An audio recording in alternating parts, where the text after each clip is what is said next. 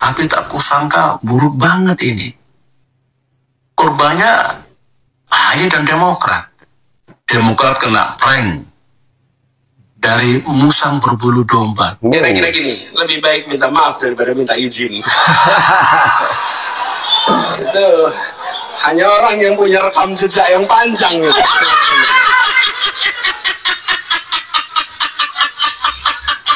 Bagaimana ujian bukan dibuat. Kalau punya pengalaman bukan dibuat, tapi kasih tahu rakyat bahwa saya begini. Itu seperti itu. Tunjukkan bahwa kemampuan itu ada, tapi juga kita menjunjung tinggi bagaimana demokrasi berjalan dengan baik, tidak dengan kekuasaan. Seperti itu. Ya.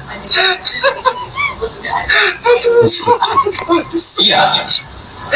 Leadership kalau tidak punya leadership bagaimana jadi menteri, bagaimana jadi Anies bengong aja. Punya kecerdasan saya kira tentu kalau punya track record ada masalah nggak selama ini ada track record oke lah A atau B ya, seperti itu yang kita harapkan untuk memimpin bangsa ke depan.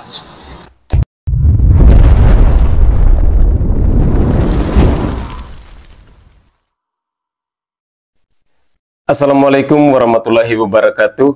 Salam, Om Swastiastu, Namo Buddhaya, salam kebajikan, dan salam sejahtera untuk kita semua. Saudaraku sebangsa dan setanah air, para penonton kanal YouTube-ku yang sangat saya hormati dan sangat saya cintai. Ada gelar baru untuk Bapak Anies Rashid Baswedan. Selain Imam Mahdi, selain nama Yohanes, ternyata ada musang berbulu domba.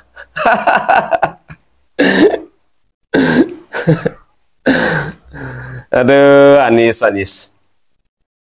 Dalam beberapa menit ke depan, saya akan menemani pemirsa sekalian, kita bersama-sama menyimak cuplikan-cuplikan video yang akan saya sajikan ke hadapan pemirsa kurang lebih selama setengah jam. Jadi saya berharap bahwa para pemirsa sekalian, kita bisa bersama-sama menyimak cuplikan-cuplikan video tentang kengibulan yang diproduksi oleh Anies Rashid Baswedan. Dan semoga saja video-video ini bisa menghibur kita semua ya. Karena lebih banyak lawakan yang dibawakan oleh Bapak Yohanes Anies Rashid Baswedan. Semoga terhibur dan mari kita saksikan secara bersama-sama.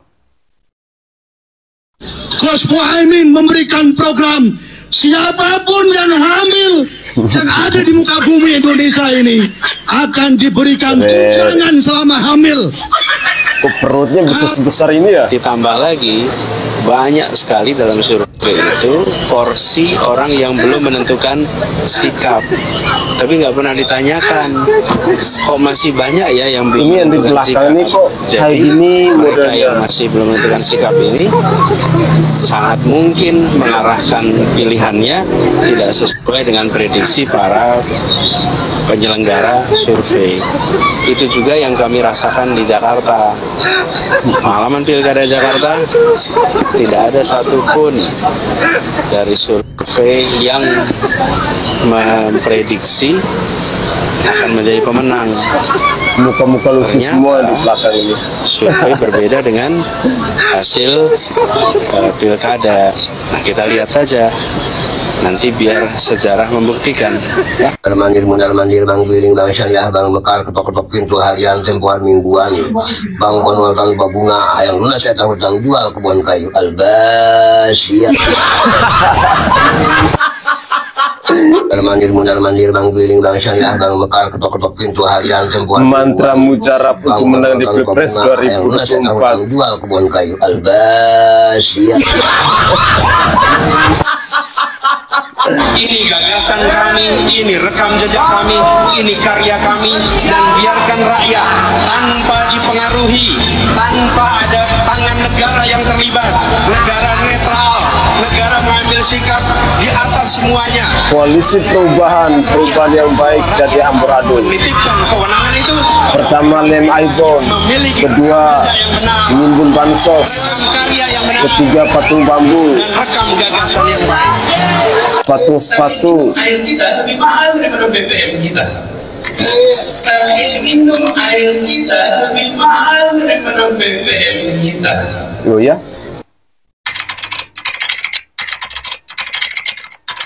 Tapi minum air kita lebih mahal dari BBM kita, benarkah? Mari hitung. Mari kita hitung.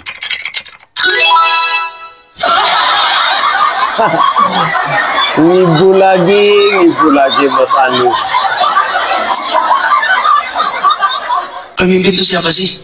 Imam itu Imam Mahdi. Imam hanya dan jika hanya ada makmum. Oh, kiranya Imam Kalau Mahdi. dia berdiri sholat sendirian, dia disebut imam. Begitu ada satu orang ikut, maka dia langsung disebut imam. Pemimpin itu syaratnya diikuti secara sukarela. Yang kita krisis itu adalah pemegang otoritas. Banyak pemimpin tapi tidak punya otoritas untuk tanda tangan. Tidak punya. Pemimpinnya banyak. Kenapa? Diikuti sukarela. Anda disebut pemimpin jika kata-kata Anda, perbuatan Anda diikuti secara sukarela, maka Anda adalah pemimpin. Tapi pemegang otoritas, dialah yang punya hak untuk tanda tangan. Untuk tanda tangan apa? Alokasi sumber daya. Nah, ini yang nomor kedua nih. Alokasi sumber daya. Alokasi sumber daya. Jadi ketika tadi kita berbicara yang besar biar besar, yang kecil dibesarkan, maka kita membutuhkan pemegang otoritas yang sumber dayanya dipakai untuk membela yang kecil, mengangkat yang di bawah, memberikan kesempatan kepada yang di bawah. Lah untuk apa Anda diberikan kesempatan tanda tangan jika tanda tangan yang Anda miliki itu tidak dipakai untuk janji konstitusi kita, melindungi, memajukan kesejahteraan umum, mencerdaskan. Jadi yang disebut sebagai pemimpin, pemegang otoritas, itu adalah arahnya, kiblatnya konstitusi. Seorang pemimpin di republik ini, pemegang otoritas, dia harus hafal konstitusi. Ini kiblat kita yang disepakati tanggal 22 Juni 1945. Itu kiblatnya yang kemudian diresmikan tanggal 18 Agustus sesudah melewati revisi. Ini pegangannya, kiblatnya di situ. Karenanya yang dibutuhkan hari ini adalah mereka yang serius ketika pegang otoritas membela yang di bawah. Dan kita bicara Indonesia yang luar biasa kaya. Saya sering dibilang, Ustaz Bahya Nasir, Indonesia itu keunggulannya karena bineka. Saya bilang bineka di Indonesia ini bukan barang aneh. Keunikan kita itu bukan pada kebinekaannya saja. Tiongkok bineka, Afghanistan bineka, India bineka. Perbedaan kita dibandingkan yang lainnya adalah di sini ada kebinekaan, tapi di sini pula ada persatuan. Itu keunikan kita, persatuannya, bersatunya. Kalau banyaknya keragaman, banyak tempat lain tapi tidak bersatu. Nah, dulu persatuan itu dibangun dengan kesamaan cita-cita. Tadi disampaikan oleh Bung Fadrizon, kesamaan cita-cita, imagine society. Hari ini persatuan itu dibangun dengan kesetaraan, kesemakmuran di semua bidang, utamanya di ekonomi. Kesetaraan, karena itu ketimpangan dibereskan. Ingin mempertahankan persatuan Indonesia, maka bereskan ketimpangan. Tidak mungkin membangun persatuan, menjaga persatuan dalam ketimpangan. Karena itu, pemegang otoritas hari ini dan ke depan adalah pemegang otoritas yang membereskan ketimpangan menggunakan tanda tangan yang dititipkan kepada tangannya. Disitulah pemimpinan ibu. Mas, tapi ada yang bilang begini Mas, guru spiritual Mas sama ibunda Mas itu menyebutnya Mas Ahaye sebagai cawapresnya Mas. Itu gimana penjelasannya Mas? Nama-nama ibu saya lah. Oh, enggak ada itu. Nggak ada ya Mas. ibu saya itu selalu ibu saya tidak pernah mendoakan nama orang. Ibu saya selalu mendoakan yang terbaik buat Anies. Jangan bebani beban yang Anies tidak mampu. Tiap pagi jadi saya hafal doanya itu. Dan jangan sedetik pun kau tinggalkan anakku Anies. Itu dikatakan dalam doanya. Jadi saya maaf sekali, itu membawa nama ibu itu tidak benar. Tidak benar. Dan tolong untuk yang berikutnya jangan pernah lagi ada yang gunakan itu. Menurut saya tak patut. Ibu saya usianya 83 tahun. Dan beliau selama proses ini, termasuk gara-gara itu, mengalami tekanan darah yang sangat tinggi. Yang kemudian saya sampai bilang, ini dah kita carikan HP yang lain. Kenapa ya? Karena semua orang mengirimkan WA. Ibu saya itu masih aktif, aktif beri kuliah. Beliau guru besar emeritus. Jadi seminggu itu masih memberikan kuliah tiap Jumat. Aktif di dalam percakapan di grup-grup ya secara nulis tidak, tapi komunikasi aktif. Dan kemudian kabar-kabar ini kan saya minta kepada semua bantu jaga ibu saya sehat. Dengan tidak usah memasukkan faktor-faktor seperti itu. Kalau kita melihat ya, selama Mas berupaya untuk mencari calon wakil presiden juga, kami melihat ada berbagai halangan ya, sepertinya ya. Kan waktu itu kan sudah ada penjajakan ke Bukoviva. Terus juga itu yang sudah pernah kami tulis, Mas Erlangga Hartarto yang juga harus berganti mobil gitu. Mas sekarang udah nggak sebut 4 kali kan? Ya, berkali-kali Mas. Kami dapatkan ya beliau. Aduh drama betul. Disangkal 4 kali, ampun. Sepertinya susah banget gitu mau Mas Anies tuh mau ketemu atau orang lain juga mau ketemu dengan Mas Anies. Gini Mas, entah kenapa. Semuanya merasa kayak di Wakanda ini tuh. Kayak di Wakanda. Jadi apa ya, kasihan juga. Saya kalau ketemu orang, dan memang banyak yang nggak mau ketemu terbuka Mas. Tapi udah berbulan-bulan ada yang terbuka. Ada yang bilang Tempo aja yang terbuka ini. Kalau ini juga terbuka. Ada yang bilang gini Mas, karena Mas ini the enemy of stage. Gimana tanggapan Mas? Masa sih saya apa ya dasarnya kira-kira ya? Ya mungkin perbedaan politik segala macam. Saya rasa ini yang harus kita ubah di republik ini. Ini republik merdeka, siapa saja bisa bertemu dengan siapa saja bisa berdiskusi dengan siapa saja, dan iklim keterbukaan itu harus dibuat oleh kepemimpinan nasional. Jadi tidak boleh ada orang yang merasa takut, tidak boleh. Ini adalah negeri demokrasi, dan ketika rasa takut itu ada, maka sebenarnya kita tidak hidup dalam sebuah negeri merdeka. Bagaimana bertemu takut? Itu nggak sehat. Menyebut nama Indonesia aja Wakanda aja. Itu biar nggak di self-censorship, biar nggak di ITE Mas. Jadi ini Mas justru menjadi alasan kenapa kita harus berubah. Kenapa kita harus mengubah kondisi ini? Dan saya sebagai orang yang harus menyesuaikan dengan orang-orang yang ingin ketemu tapi tidak ingin publish, merasakan betul suasana itu.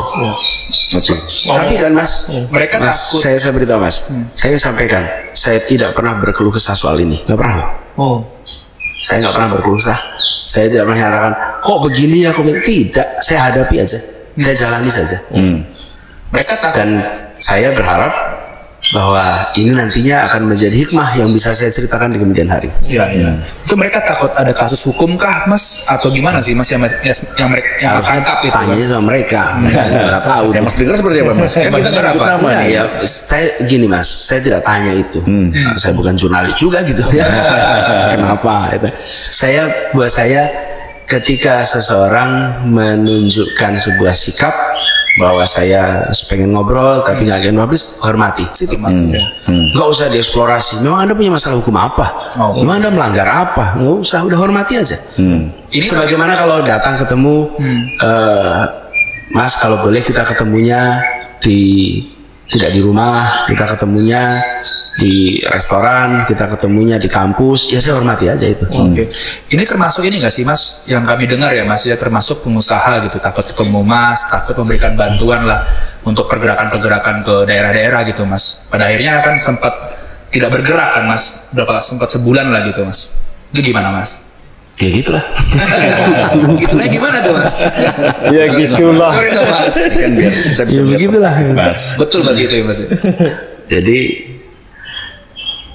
itulah saya bilang, kita perlu suasana orang merasa tenang, merasa bebas, bahwa dalam demokrasi itu ada pilihan, dan pilihan itu bisa berbeda-beda, dan kita harus menghormati perbedaan itu. Kalau demokrasi melarang perbedaan, yang gak demokratis lagi. Jadi itu menurut saya fenomena baru yang jangan sampai diteruskan. Kalau ada sekarang keturunan imigran Yaman yang merasa lebih mulia dibandingkan bangsa Indonesia, pulang saja kalian ke Yaman. Di Yaman lebih butuh kalian dibandingkan di Indonesia. Betul? Kami orang Indonesia sudah merasakan barokah leluhur kami. Indonesia makmur. Yaman bagaimana keadaannya? Hancur sampai sekarang perang, saudara. Jangan bawa perang Yaman ke Indonesia, betul?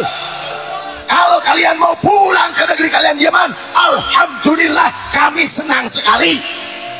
Saya ingin kalau banyak fitnah, ada kritik, ada serangan, ada kata-kata yang kasar, macam-macam lah. Saya selalu menjawab dengan mengutip persis seperti Agim sampaikan. Lalu Anies, siapa sih dia?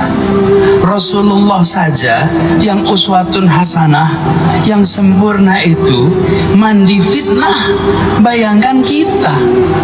Jadi tidak usah kaget kalau ada orang yang masuk mau di atas panggung begini nih. Atas panggung itu artinya jadi perhatian, ambil keputusan.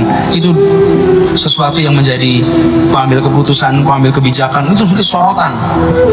Kalau mau masuk ke wilayah publik, maka jangan berkeluh kesah soal dimarahin, soal dikritik, jangan. Karena itu sepertinya bagian dari sunatullahnya nih, yang namanya pemimpin itu adalah alamat kotak posnya kritik. Kotak posnya kritik itu di mana? Pemimpin. Itu kotak posnya. Terima semuanya. Proyek gila, proyek bodoh dari Pemprov DKI Jakarta bikin sumur resapan di atas trotoar. Lantas air dari mana yang akan masuk ke dalam kalau trotoarnya sendiri lebih tinggi dari jalan, dari permukaan jalan, ditambah lagi sumur resapannya lebih tinggi, terus air apa yang akan meresap ke dalam? Air kencing unta. Pemprov DKI Jakarta betul-betul akalnya nggak jalan. Aduh, Anies. Betul akalnya nggak jalan. Proyek gila, Sumur resapan di atas trotoar. Pemprov DKI Jakarta bikin Keren. sumur resapan di atas trotoar. Lantas air dari mana yang akan masuk ke dalam kalau trotoarnya sendiri lebih tinggi dari jalan, dari permukaan jalan, ditambah lagi sumur resapannya lebih tinggi, terus air apa yang akan meresap ke dalam? Pasar itu mahal atau murah? Mahal. Kalau mahalnya dilanjutkan, setuju betul? Betul. Kalau gitu harus apa? Perubahan. Sekolah ini murah atau larang? Mahal apa murah? Mahal. Pengennya, perlunya perubahan. Bensin. Ini kata ingkang tani betul tadi. Petani sejahtera betul. Dereng. Sejahtera mau dereng. Insya Allah mungkin sakit sejahtera. Amin. Para petani hidupnya sekarang itu sulit, pupuk gampang atau susah? Mahal apa murah? Mau diteruskan atau diubah? Nah, itu yang mau kita ubah. Petani, peternak pakan ternak mahal atau murah? Mahal. Terus Bapak sekalian, kalau harga beras mahal tapi uangnya diterima petani rasanya yang beli beras itu juga ikhlas. Betul tidak? Masalahnya harganya mahal, tapi uangnya berhenti di tengkulak nih yang di tengah. Yang petaninya tidak terima uangnya. Petani, ada nggak petani yang bisa nabung di sini? Tapi saung tekor, malah ngutang kok. Ngutang, terus tanahnya buat apa? Jaminan. Utang terus menerus, lama-lama tanahnya hilang. Dulunya tani di tanah sendiri, akhirnya jadi buruh tani karena ngutang. Ini tidak boleh lagi diteruskan. Ini harus diubah. Tapi mengubah itu perlu kewenangan. Ini buat nonton kewenangan pun protes mawon. Protes harga pupuk mahal, protes sekolah mahal, protes nggak boleh bensin. Mau namun protes mawon. Nah, jenengan gak ada kewenangan, jenengan sakit membuat keputusan. Ini kalau cerita pas kalau tugas di Jakarta, gubernur saat lagi pun kalau tugas itu wonten sebuah tempat yang disebut namanya Alexis. Panjangan sih buatan perso Alexis nopo. Pun bener buatan perso niku. Pun bener. Mulai bapak-bapak perso Alexis malah masalah, Bu. Alexis niku melawani masjid. Alexis itu tempat maksiat di Jakarta. Tapi tempat itu terkenal sekali, diprotes terus, di demo, diprotes, tidak pernah bisa ditutup. Tidak pernah bisa ditutup. Pokoknya backingnya kita nggak tahu siapa. Yang jelas tidak pernah bisa ditutup. Orang dari luar kota datang ke Jakarta dari bandara langsung ke sana. Wih, itu pokoknya tempat itu tempat maksiat buruk sekali. Protes nggak bisa. Terus ganti kepemimpinan, gubernur ganti. Sesudah gubernur ganti, apa yang terjadi? Alexis ditutup hanya dengan menggunakan selembar kertas dan satu tanda tangan.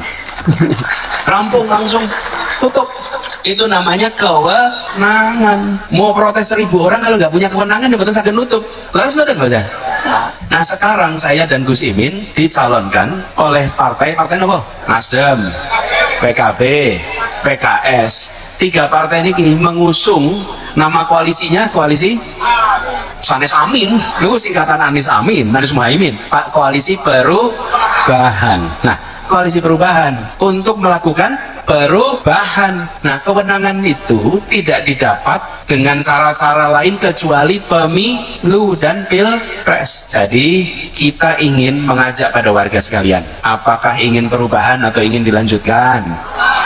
Kalau ingin perubahan maka dibantu ikhtiar ini. Siap? Dibantu ikhtiar ini sehingga ikhtiar kita untuk melakukan perubahan bisa terlaksana. Ini bukan tugas yang kecil, ini tugas yang besar. Tapi insya Allah tugas besar ini terasa ringan bila dijunjung bersama-sama. Nah, semoga para kiai, para alim ulama, para nyai, dan hadirin hadirat berkenan ikut menjunjung amanat ini. Siap, betul?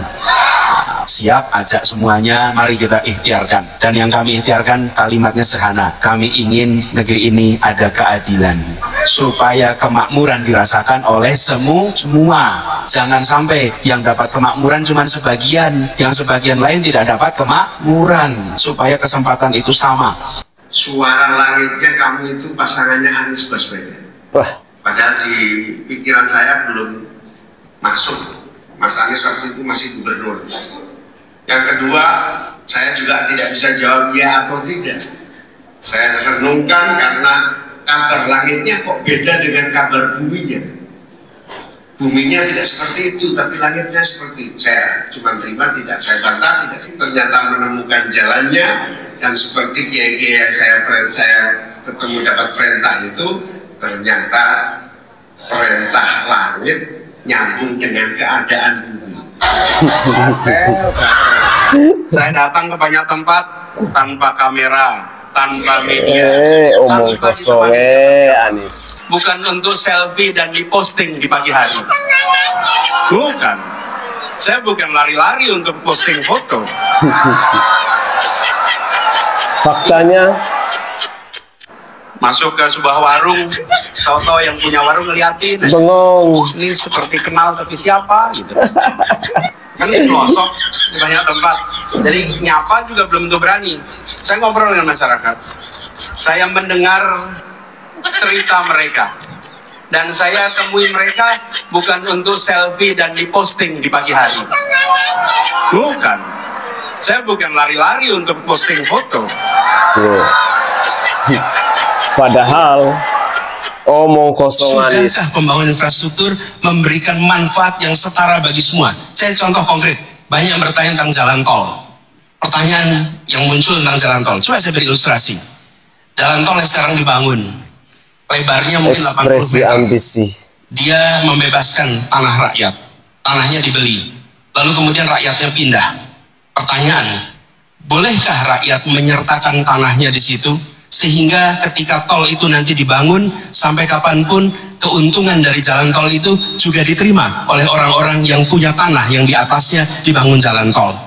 Ini prinsip keadilan. Jadi bukan pada tidak dilanjutkannya, tapi dikerjakan dengan cara yang memberikan keadilan. Bila itu dikerjakan, Pak, apa yang terjadi? Rakyat yang terlewati jalan tol, dia bukan hanya penonton mobil-mobil orang Jakarta berlalu lalang, tapi mereka merasakan keuntungan dari kegiatan investasi. Gus Muhaimin memberikan program siapapun yang hamil yang ada di muka bumi Indonesia ini akan diberikan tunjangan selama hamil. Karena itu yang masih jomblo secepatnya. Besok kalau Pak Anies Baswedan itu jadi presiden, nah ini dah saya tolong ini tempat-tempat parkir airnya ini diperbanyak, ya. Nah, jadi pengguna jasa parkir ini supaya tidak ngawur parkirnya. Kalau tempat parkirnya lebar banyak, ini nggak ngawur. Ini saat ini ngawur ini malah ini parkirnya Pak Anies. Nah, kalau Pak Anies jadi presiden, tolong dikondisikan ya tempat parkirnya air. Ya, ini pengguna jasa parkir ini udah ngawur ini Pak Anies ini. Tolong dikondisikan ini. Masa tempat parkir kok di dalam rumah orang? Di dalam rumah ya? Kayaknya nggak sopan ini. Tolong Pak Anies kalau jadi presiden nanti tolong dikondisikan tempat parkirnya ya. Tolong banget ini. Apa harus mengajukan proposal pengajuan tempat parkir air supaya tidak berparkir sembarangan di rumah-rumah warga. Nah ini contohnya ini ya. Nah ini. Terima kasih. Salam NKRI. Banyak orang berpikir ini yang penting bisa nyapres, bukan yang penting bisa menang. Sementara begitu, begitu. Ya kan, kalau tidak ada perhitungan matang, ya, secara matematik, kemudian langsung diumumkan, ini kan berarti yang penting nyapres deh. Contoh ini nggak mudah adalah bagaimana PKS sendiri pun nggak langsung menyambut gitu. Kalau bicara dari si kepentingan mereka punya kandidat kan harusnya segera. Mau Demokrat kek, mau partai apa kek, yang penting Anies bisa maju. Ya kan? Karena Anies ya komunitasnya, basis masanya sama dengan PKS. Ya yang paling berpotensi untuk merebut suara PKS itu kan secara alamiah sebetulnya PKS. Suara Anies maksudnya? Anies itu kan Anies itu kan sebenarnya PKS kan yang bisa dapat kotel efek. Tapi PKS itu nggak cepat gitu loh. Kayak mikir-mikir, berat banget mikirnya kan gitu, lama gitu kan. Nah saya melihat bahwa mungkin PKS juga menyadari problem ini, bahwa nanti kalau gabung justru kemudian nggak berhasil gitu. Saya pernah punya ilustrasi, saya lupa saya ceritakan di mana, tapi saya ada saudara, dia bapaknya tokoh NU ya di Pekalongan, tokoh lama, tokoh senior sangat dikenal, maju lewat PKS, nggak terpilih. 5 tahun berikutnya dia masuk lewat P3. P3 kan kurang lebih seperti PKB ya, basisnya NU ya. Terpilih Bang, gitu loh Bang. Jadi itu ilustrasi bagaimana kandidat yang bagus pun ketika dia pakai baju yang tidak tepat dalam komunitas yang tidak tepat, itu akhirnya sulit diterima. Salah kostum Bang. Jadi ya Muhaimin ini salah kostum, Anies salah kostum juga di tempat masing-masing. Ya itulah. Karena yang memakaikan kostumnya ini juga nggak ngerti kostum. Nah, itu ada. Atau sengaja memasangkan kostum-kostum yang tidak tepat. Supaya bubar jalan. Iya, benar juga Bang ya, bukan cuma yang pakai kostum yang dianalisa ya. Tetapi yang menyiapkan kostum itu ya. Iya loh, gitu. Menarik ya, jadi memang kalau kita bicara Anies ini tetap menjadi menarik gitu. Karena lompatan-lompatannya tidak terduga juga kan. Siapa yang menduga bahwa Anies berpasangan dengan Caimin itu nggak ada sama sekali. Mungkin satu juga yang menarik tesis bahwa kita kan udah biasa nomor 3 gitu kan, dulu di Jakarta juga nomor 3, jadi nanti bisa nomor 1 begitu. Menurut saya itu harus dijelaskan konteksnya dulu. Gitu. Jadi memang benar dulu waktu Pilkada Jakarta Mas Anies itu sempat nomor 3, nomor 1 Ahok, baru nomor 2 AHY. Nah, tetapi kemudian ya ada peristiwa isu penistaan agama di Kepulauan Seribu, ya, peristiwa penistaan agama di Pulau Seribu, Surat Al-Maidah 51 ya. Betul. Nah, dengan peristiwa itu kemudian elektabilitas Ahok itu kemudian turun. Tadinya udah 50%, terus kemudian turun, gitu. Nah, pada saat dia turun, ya, baru kemudian ada peluang bagi kandidat yang lain untuk naik, gitu ya. Memang bisa naiknya. Artinya kan, ya, Ahok turun, ya. Kemudian yang menurunkan itu adalah Ahok sendiri. Ada Ahok sendiri. Iya, tapi kan orang yang membesar-besarkan isu itu kemudian mendukung Anies. Ya. Makanya Anies menjadi besar suara. Iya, jadi Anies itu bisa naik karena Ahoknya blunder turun, gitu. Nah, Ahok bisa turun selain ada isu penistaan agama, juga ada dua variabel ya yang melekat atau dua feature yang melekat pada diri Ahok. Pertama, dia Tionghoa. Yang kedua, dia Kristiani, gitu. Jadi isu itu mudah ditempelkan ya, isu penistaan agama itu, dan membuat suatu perasaan emosi yang sangat luas dan masif. Sekarang ini ya tokohnya lawannya Anies semuanya Muslim semua. Iya. Jawa bahkan yang kelompok mayoritas begitu. Jadi tidak ada yang minoritas secara secara primordial. Yang kedua sih rasa-rasanya saya nggak melihat ada potensi blunder seperti Ahok ya. Pada sisinya Ganjar Prabowo atau Prabowo Ganjar begitu, sehingga ceteris paribus begitu ya. Ya sebenarnya kita katakan ini rasanya sulit akan ada perubahan yang signifikan. Dengan kata lain sama mengatakan bahwa apa yang terjadi di Jakarta itu adalah anomali gitu. Dari 10 kejadian ada 1 misalnya begitu. Dari 100 mungkin 3 gitu. Jadi ya ada sih peluangnya, tapi kan peluangnya kecil, nggak bisa dijadikan pola. Jadi penistaan agama dalam konteks ini, dalam pilpres ini agak sulit lah ya, karena saya nggak melihat ruang karena ya nggak ada kandidat yang ceplos-ceplosnya kayak Pak Ahok. Yang kedua pun kalaupun ceplos-ceplos ya nggak mudah ditempelkan karena apa? Karena ya tadi dia bukan figur minoritas. Rasanya Risma itu pernah keceplosan omong juga, agak mirip-mirip dengan Ahok, tetapi kemudian nggak besar, nggak berkembang itu. Karena apa? Karena dia Muslim dan dia orang Jawa. Jadi suatu peristiwa itu tergantung konteks dan latar belakang aktor politik itu juga. Begitu Bang. Atau ada komen? Oke guys, itulah cuplikan-cuplikan video yang bisa saya sajikan ke hadapan pemirsa sekalian. Ada banyak hal ya, ketika kita mendengar pengibulan yang diproduksi oleh Bapak Anies ini. Bahkan tadi kita melihat sendiri bagaimana di Jakarta itu sumur resapan dibangun di atas trotoar. Lalu tempat parkir air yang kita lihat sangat luar biasa. Tapi ya, itulah Anies, memiliki keunikan tersendiri. Dalam cuplikan video tadi, satu hal yang mau saya tanggapi, saya berharap bahwa mamanya dari Pak Anies Rashid Baswedan ini mungkin bisa mendoakan juga anaknya ini agar jangan menjadi tukang ngibul. Itu hal yang paling penting. Bu, tolong doakan anakmu nih, Bu. Jangan sering-sering kibulin rakyat. Jangan sering-sering merangkai kata-kata yang indah hanya demi meraih elektabilitas. Padahal faktanya tidak seperti itu. Kasihan sekali anak ibu ini selalu dicap sebagai tukang ngibul, pembohong. Ya, itulah Anies Rashid Baswedan. Saya berharap bahwa dengan cuplikan-cuplikan video tadi semakin memperjelas siapa itu sosok dari Yohanes Anies Rashid Baswedan, atau nama lainnya tadi disematkan oleh Pak SBY, musang berbulu domba. Ya, Tentu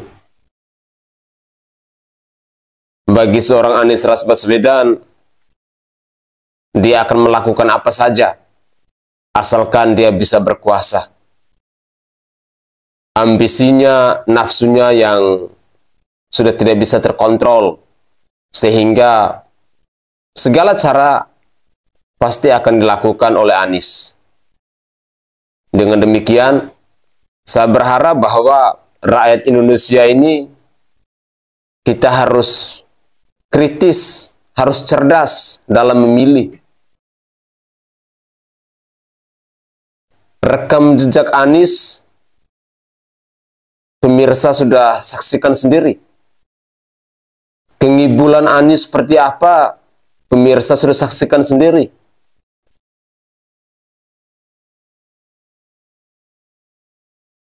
Dan orang seperti Anies ini, bagi saya secara pribadi, belum layak untuk memimpin negara sebesar Indonesia ini. Negara ini tidak butuh pemimpin yang hanya pandai merangkai kata-kata.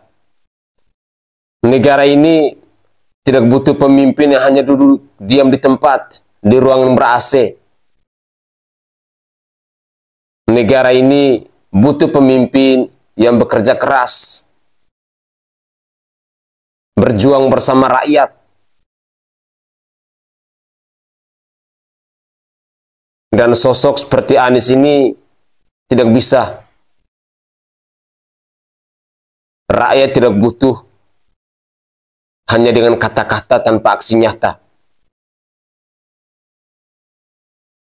Semoga saja kita rakyat Indonesia semakin hari dengan cuplikan-cuplikan video yang selalu kami sajikan bisa mengedukasi, bisa menambah wawasan, hal-hal baru untuk mempelajari rekam jejak dari seorang tukang ngibul ini. Masuk ke pesantren, pulang-pulang Anies Ras Baswedan dengan nama Imam Mahdi. Lalu tadi dapat gelar baru dari Pak SBY, musang berbulu domba. Masuk gereja pulang-pulang dengan nama Yohanes. Sehingga saya secara pribadi menilai bahwa demi ambisinya untuk berkuasa, seorang Anies Ras Baswedan ini dia akan melakukan apa saja. Apapun pasti akan dia lakukan. Aba Ausa kasih dompet, dia percaya bahwa itu dompet dari surga, dia percaya kok. Sangat miris. Nafsu yang tidak bisa dikendalikan lagi. Dengan demikian, semoga kita rakyat Indonesia harus lebih cerdas untuk memilih pemimpin, untuk melanjutkan legasi dari Bapak Presiden Joko Widodo di tahun 2024 sampai tahun 2029. Mungkin itu saja tanggapan singkat saya, dan saya berharap bahwa jangan pernah bosan-bosan untuk terus memantau channel YouTube Sainai TV, dan bagi pemirsa sekalian yang belum support channel saya mohon bantuannya untuk subscribe channel ini agar tidak ketinggalan informasi-informasi dari kami yang bisa bermanfaat bagi kita semua. Saya Sainai dari Provinsi Nusa Tenggara Timur. Saatnya kita yang rakyat jelata harus berani untuk bersuara. Salam hormat, salam NKRI, dan salam Pancasila untuk kita semua. Tetaplah semangat dan jangan pernah menyerah.